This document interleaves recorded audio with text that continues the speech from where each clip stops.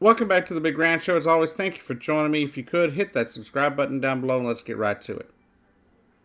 Now, yesterday, I brought you the story of Atatiana Jefferson, a tragic story about a woman living in Fort Worth who was gunned down by a police officer through a bedroom window in her mother's house where she was living and caring for her mother, all over a welfare check.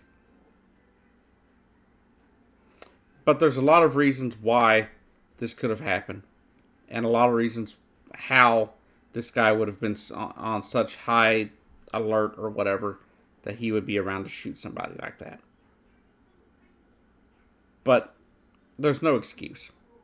He never announced who he was, and he gunned her down in her own home. But something did happen in Fort Worth yesterday. Officer Aaron Dean, former Officer Aaron Dean, who on Monday had also resigned from the police force, was arrested on murder charges. So I'm very glad to be able to announce that he was arrested on murder charges. He bailed out with his $200,000 bond, um, somewhere just short of 10 o'clock last night. I'm not sure why he wasn't taken into custody immediately. I don't know why they give officers all this time to, you know, do whatever they want to do, before they arrest him and interrogate him. They wouldn't give you or I that same courtesy. But Aaron Dean, the officer who murdered a Tatiana, arrested on murder charges. Now, as much as you and I can both sit here and agree or disagree, but many of us are going to agree that this is murder. Nothing short of murder.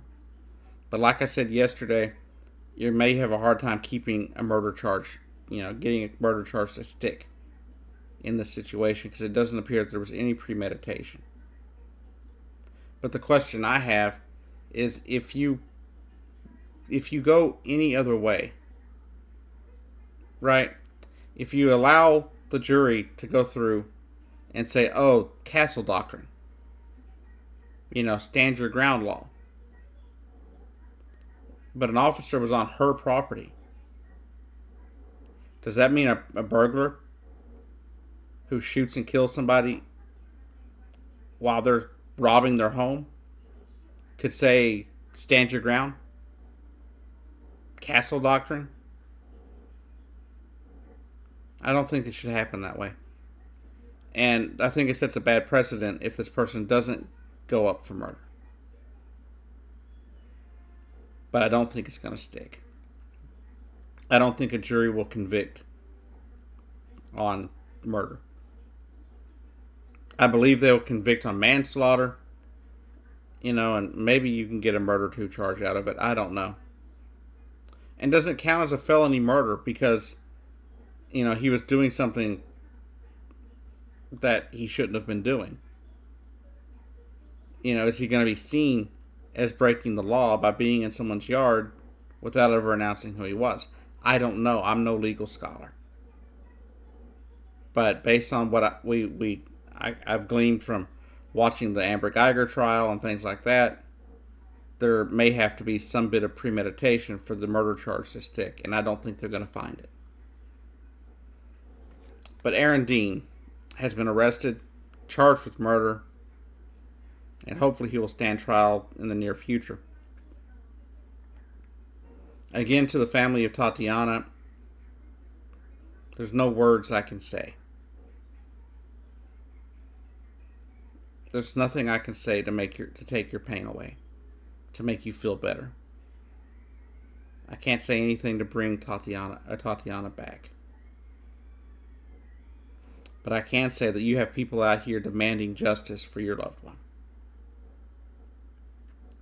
And for those people in the community up in Fort Worth that are protesting, know there are people that are supporting you.